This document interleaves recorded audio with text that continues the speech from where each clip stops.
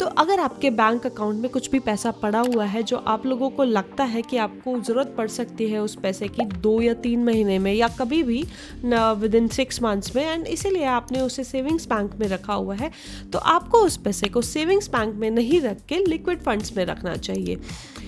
ऐसा क्यों? ऐसा इसलिए क्योंकि सेविंग्स बैंक का जो इंटरेस्ट रेट होता है वो होता है लगभग 2 से 3% के बीच में, एंड दैट टू वो भी टैक्सेबल होता है as per your income tax slab.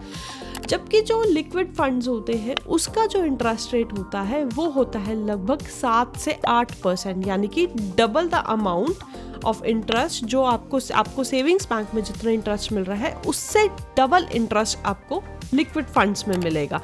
And उसका बेस्ट पार्ट इसीलिए होता है कि लिक्विड फंड्स में आप पैसा कभी भी विड्रॉ करा सकते हैं।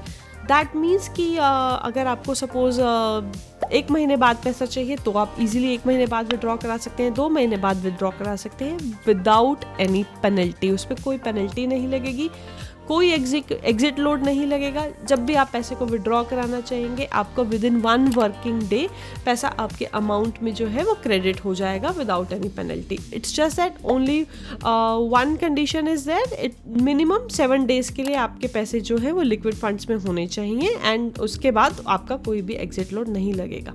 अब ये तो हुआ कि हमें क्यों इन्वेस्ट करना चाहिए। अब बात करते हैं लिक्विड फंड्स एग्जैक्टली होते क्या है।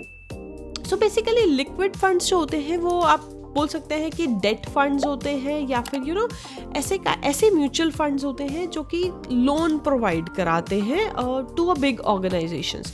फॉर एग्जांपल जैसे रिलायंस इंडस्ट्रीज हो गई, TCS हो गई, या फिर कोई भी बड़ी ऑर्गेनाइजेशन जिसे लोन की ज़रूरत है तो लिक्विड फंड्स का वो जो पैसा होता है गवर्नमेंट जो होती है उसे लोन प्रोवाइड कराती है। एंड इसीलिए लिक्विड फंड्स जो होते हैं वो बिल्कुल सेफ होते हैं, रिस्क फ्री होते हैं।